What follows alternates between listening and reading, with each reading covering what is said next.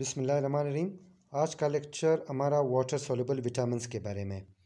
इससे पहले हम लोगों ने एक वीडियो अपने यूट्यूब चैनल इमरान मैखिल पे डाला था। वो वीडियो आप काइंडली चेक कीजिएगा, देख लीजिएगा। उस वीडियो में हम लोगों ने फेट सॉल्युबल विटामिन्स के बारे में दिया था। अब वाटर सॉल्युबल विटामिन में सबसे पहले विटामिन सी आता है। इसको हम लोग एस्कॉर्बिक एसिड कहते हैं।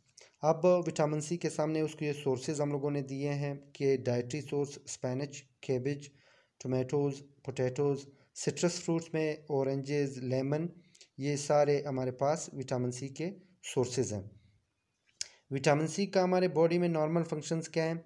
एब्जॉर्प्शन ऑफ आयरन, आयरन जो कि हमारे आरबीसी के अंदर जो हीमोग्लोबिन पाया जाता है, हीमोग्लोबिन में जो हीम पोर्शन है वो आयरन से मिलकर बनता है। अब आयरन के एब्जॉर्प्शन के लिए विटामिन सी का होना लाजमी है।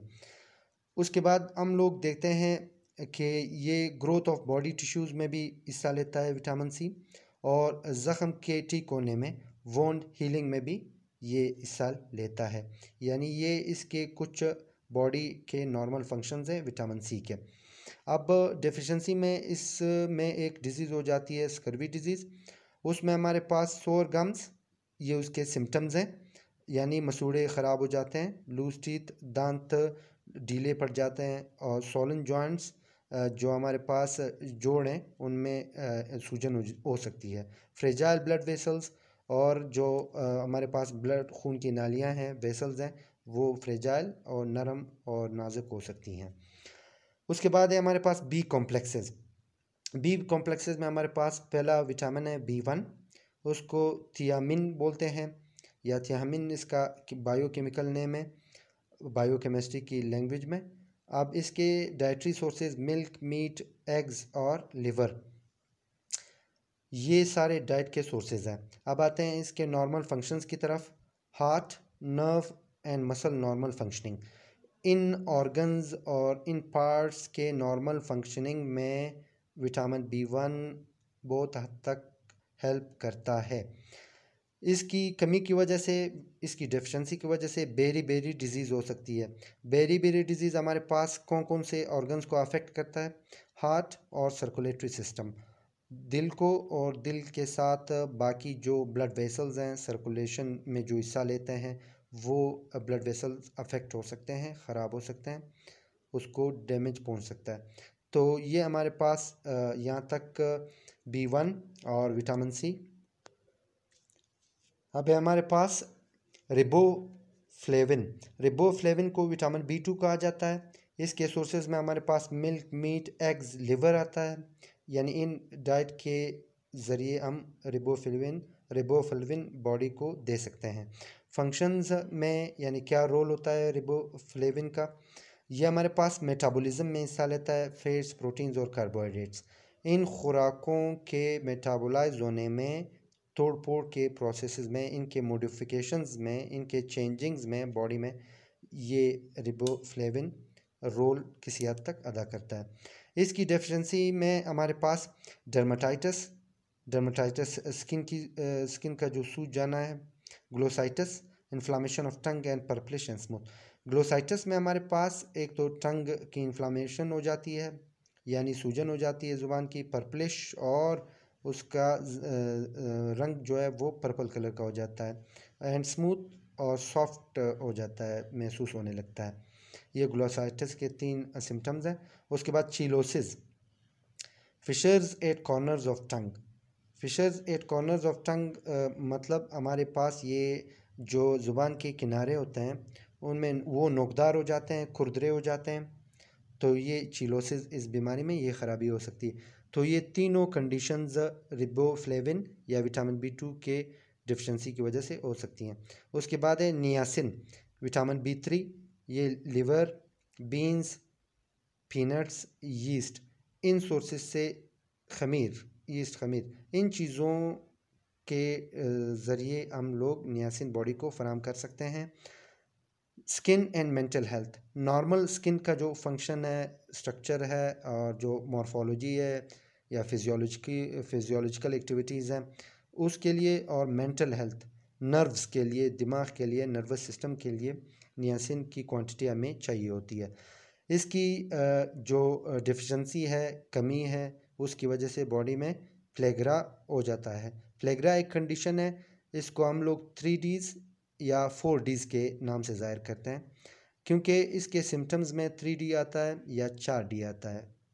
अब 3Ds डर्माटाइटिस, स्किन का सूजन, डायरिया और डिमेंशिया। डिमेंशिया मीन्स भूलने की बीमारी। अभी कभी कभार अगर ये सही तरीके से मरीज़ का इलाज नहीं हो सका तो 4th डेथ भी इन्वॉल्व हो सकता है इसमें, तो फिर हम 4D इसको कहेंगे। फिर उसके बाद है पेंटोथेनिक एसिड, विटामिन B5। इसके डाइटरी सोर्सेज में हमारे पास एग, मीट, लिवर, मिल्क, ये चीज़ें आती हैं। इसका नॉर्मल बॉडी में फंक्शन क्या है? ब्लड सेल्स फॉर्मेशन और फूड से एनर्जी का बनना। अब इसका क्या मतलब हुआ? ब्लड सेल्स यानी RBCs, WBCs, प्लेटलेट्स, हमारे बॉडी में जो खून के सेल्स हैं उनको बनाने में काम करता है पेंटोथेनिक एसिड। और उसके अलावा फूड को, खुराक को तोड़ फोड़ कर मेटाबोलाइज करके एनर्जी में कन्वर्ट करना या खुराक को तोड़ फोड़ कर एनर्जी हासिल करना, ये काम भी कौन करता है? इस काम में भी हेल्प विटामिन B5 करता है। अब इसकी डेफिशिएंसी जो है वो नॉट रिपोर्टेड इन ह्यूमंस, अभी तक ह्यूमंस में रिपोर्ट नहीं हुई।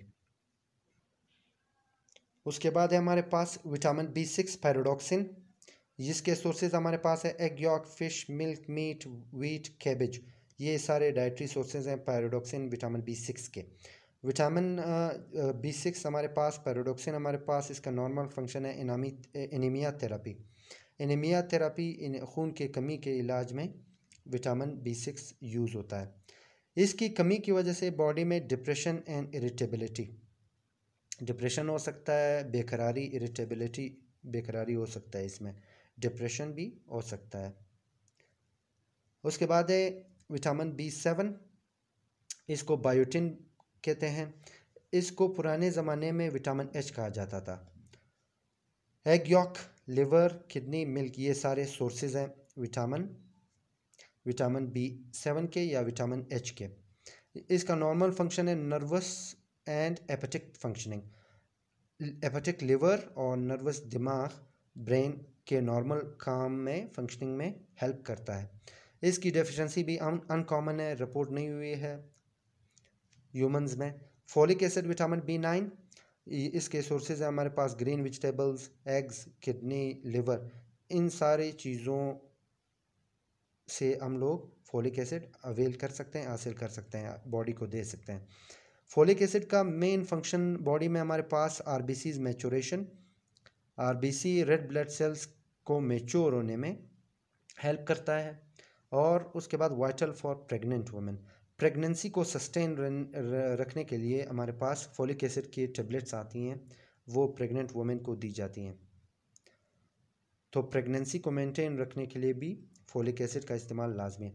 उसके बाद है मेगालोब्लास्टिक एनीमिया, इसकी डिफिशिएंसी की वजह से, फोलिक एसिड की डिफिशिएंसी की वजह से मेगालोब्लास्टिक एनीमिया में RBC थिन और फ्लेजाइल हो जाता है, नरम, और RBC की जो मेम्ब्रेन है वो नाजुक और नरम हो जाती है। उसके बाद आखिर में साइनोकोबालामिन विटामिन B12 कहा जाता है, इसको कोबालामिन भी कहते हैं, मिथाइल कोबालामिन भी कहते हैं। ये सारे बायोकेमिस्ट्री के इसके नाम हैं, बायोकेमिस्ट्री की ज़ुबान में। ये हमारे पास इसके सोर्सेज हैं liver, kidney, milk, curd, fish, chicken, इन सारी चीज़ों में साइनोकोबालामिन हम लोग बॉडी को दे सकते हैं। Normal brain function and RBC maturation, इसका काम क्या है साइनोकोबालामिन का? ये नॉर्मल ब्रेन फंक्शंस और दिमाग के काम और RBC को मैच्योर होने में मदद देता है। इसकी कमी की वजह से पर्नीशियस एनीमिया हो सकता है। पर्नीशियस एनीमिया भी खून की कमी को हम कहते हैं। इसमें RBC not well matured, RBC सही तरीके से मैच्योर नहीं होते।